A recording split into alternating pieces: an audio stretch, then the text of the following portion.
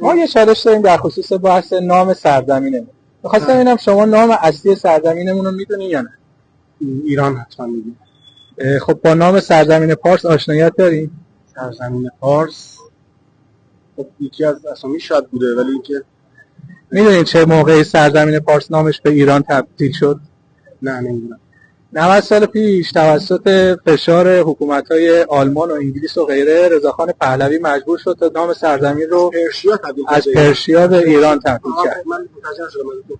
بله پرشیا خود اسم قبلی بود که اونم توی در واقع حالتی در واقع تو جوامع بین‌المللی پرشیا بود. ما خودمون ایران صداش می‌کردیم. بعد اون در واقع رضا شاه از همه خواست که همه با همین نام ایران صداش بزنن. خب خدمت سرزمین پارس طبیعتاً 2015 سال هستش دیگه. شما با توجه به این تفاصیل خودتون ایرانی می‌دونین یا پارسی؟ فرقی نمی‌کنه. حالا خیلی مهم هست دیگه. ببینید طبق فشاری که حکومت‌ها انجام دادن، نظام گلوبالیست انجام داد، ما مجبور شدیم که به ایران تبدیل بشیم و خب تمدن ما و کهن بودن ما پرشیا و پارس است.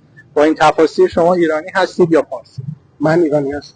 الان اسمش ایرانه و همه اسم ایران میشناسنش. دوست نداریم به عظمت پارس برگردیم، یعنی ایران رو ریستارت بکنیم و به پرشیا تبدیلش بکنیم؟ با یه رینیم عظمت بر نمیگرده.